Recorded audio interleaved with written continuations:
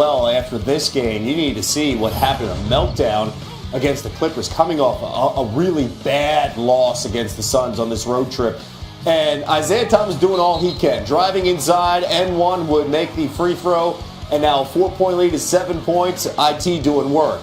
20 seconds later, Brad Stevens brings Thomas to the bench, and that's when the veteran Jamal Crawford took over.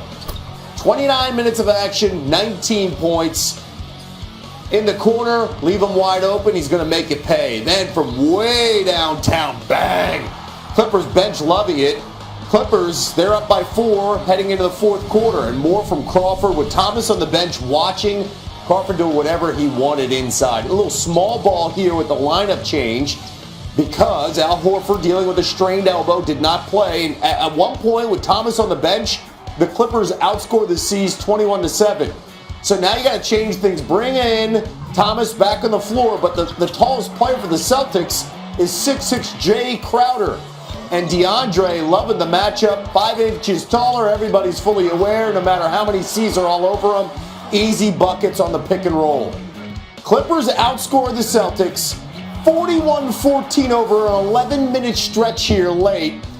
It was a completely different game. DeAndre, 15 points, 12 rebounds. When the big man runs the floor and he sticks his hand out, you better feed him. He needs to be rewarded. Clippers win, sees afterwards, IT bumming. It looked like you were really frustrated. Was that just because of the way things spiraled so quickly? Everything. We should have won this game. Should have won last night. We can't be an experiment in game 63. And afterwards, Thomas went on to say, for the most part, I try to let him coach. That is Brad Stevens. Very smart dude. He does a good job on the substitution patterns. But like tonight, I didn't say nothing to him. Maybe I should have, but it is what it is. We'll figure it out. 63 games in, they're trying to figure some things out right now. And the next Celtics game, tomorrow night, Warriors C's on ESPN. Good to have First Take Stephen A. Smith and Max Kellerman.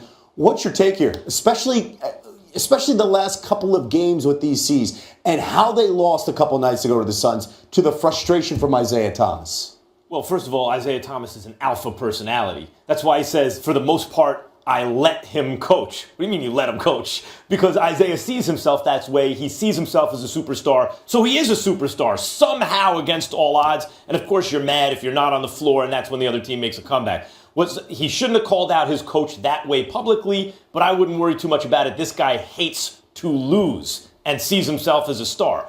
The real thing here is Al Horford goes down with an injury, and they lose 2 games in which they had the lead. It's not like, this ain't that hard to figure out. Horford is a key part to that team, especially defensively, although there are stats that show they're worse defensively with Horford on the floor. Clearly, when your tallest player is 6'6", you're in trouble. I don't have any problem with what Isaiah Thomas said whatsoever. I didn't view it as him calling out Coach Brad Stevens to that degree. He said he's a smart guy. He didn't question his coaching ability. He's sitting there saying, "Look, wait a minute, it is the NBA. This ain't Butler, okay? Excuse me, we got a number 2 seed to protect. We going against the Washington Wizards. The Washington Wizards get the number 2 seed instead of us.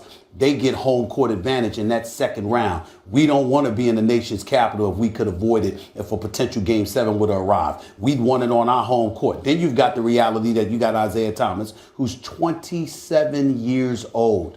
You're 27 years old. What the hell are you doing averaging 34 minutes?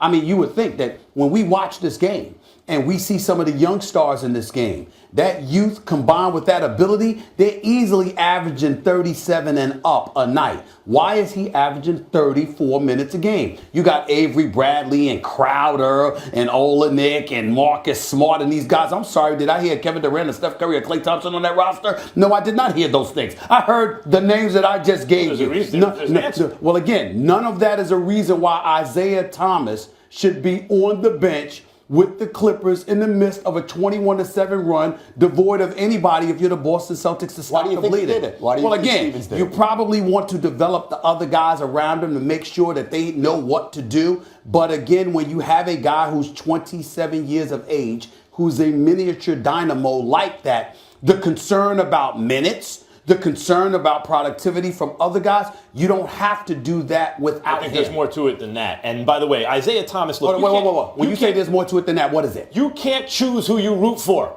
And even though he's a Celtic, and I grew up a Knicks fan, I root for this guy harder than anyone. He's a pleasure to watch.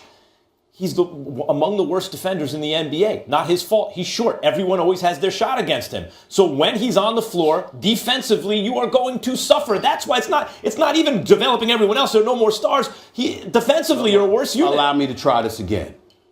Who the hell was defending for Boston? Did you not see the run that the Clippers were on? That's a different story. So I'm saying, but it was a lengthy period of time where collectively they had collapsed. It's bad enough that you can't stop. First of all, you ain't gonna stop Jamal Crawford when he gets hot. My nickname for him is and one. Okay, this brother's like an and one player. He gets Crawford gets hot. It's one of those things. JC he's something special. But the other side to this is that sometimes a productive defense comes in the form of a productive offense. You have to have somebody. I'm not arguing he should have been. I'm not arguing that he shouldn't have been on the bench. Well, that's my only point. Listen, no Horford. They're too small to stop a front court of DeAndre and Blake. You're talking about averaging 34 minutes over the course of the season, not just last night. Why isn't he averaging more minutes considering the number he's putting up, especially in the fourth quarter? Number one, maybe part of the reason he's putting up those fourth quarter numbers is because he has fresh legs. And number two, defensively, sometimes the matchup just isn't there with Isaiah. And you have other guys who can't defend. I didn't parse minutes in terms of quarter by quarter. I said overall. I understand if you utilize him to make sure he's fresh for the fourth quarter, that's different. But overall, if you're averaging 34 minutes a night, you're 27 years of age, you're averaging 29 and a half points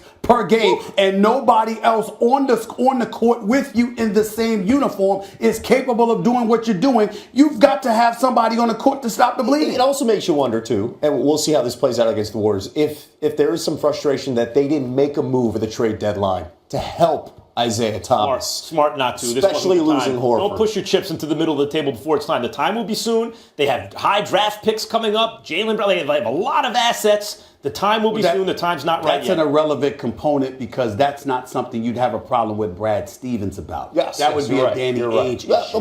What are the options of the bench, too? The big takeaway for me is you got a superstar who sees himself that way and hates to lose. Much more of this. Stephen A., as well as Max First Take, top of the hour here on ESPN. Guys, thank you so much.